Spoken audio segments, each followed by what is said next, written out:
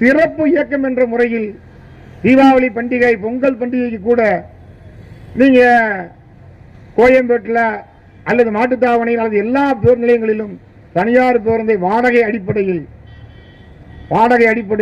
60 ரூபாய் நான் கொடுத்தேன். அமைச்சர் சொல்லிட்டார், ஒத்துக்கொண்டார்.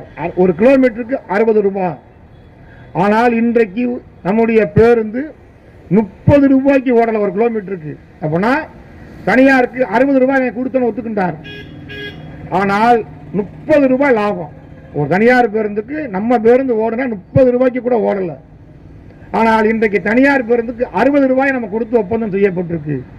பல லட்சக்கணக்கான கோடிக்கணக்கான ரூபாய் நம்முடைய கார்பரேஷனுடைய ஃபண்டு தனியார் பேருந்துடைய முதலாளிகளுக்கு போய் சேர்ந்திருக்கு. இதை அமைச்சரை எதிர்த்து நம்ம போராட்டம் நடத்தினா அமைச்சருக்கு சிஐடியின் மீது நம்ம மீது கோபம் வருது. அமைச்சருக்கு கோபம் வருது. நம்ம பார்த்தா அம்பலப்படுத்த வேண்டிய நேரத்தில் நம்ம அம்பலப்படுத்த வேண்டிய கட்டாயம் ஏற்பட்டதால் நாம் அம்பலப்படுத்தி வச்சோம்.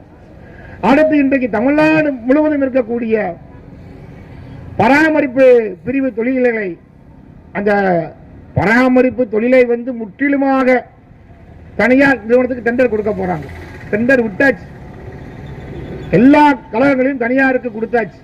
பராமரிப்பு தொழிலாளிக்கு இனி கழகத்தில் ஒரு சின்ன பல்பு கூட மாட்ட வேண்டிய வேலை இல்லை என்ற முறையில் கிட்டத்தட்ட நூற்றுக்கணக்கான வேலை பிரிவுகளில் தனியாருக்கு ஆன்லைன்ல விட்டாச்சு. இதெல்லாம் பொய்யெல்லாம் சொல்லல.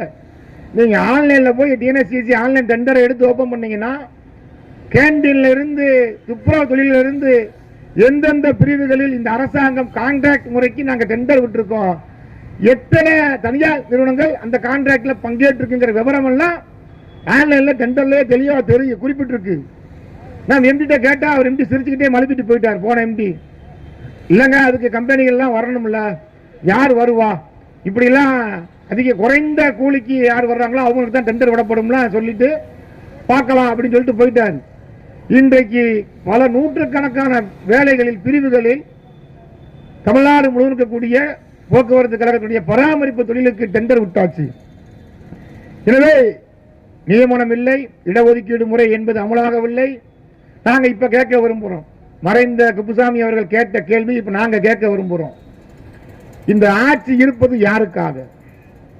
4 ஆண்டுகளில் உங்களை நம்பி நீங்க நினைக்கலாம் சாமர்த்தியமாக நாங்கள் வாக்குறுதியை கொடுத்து விட்டு நாங்கள் தேர்தல் களத்தில் வென்று விட்டுருக்கிறோம்.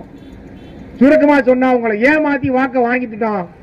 இப்ப நாங்க நினைக்கிறதா நாங்க நடத்துறதா ஆட்சி என்ற முறையில் உங்களுடைய ஆட்சி அமையும் என்று சொன்னார்.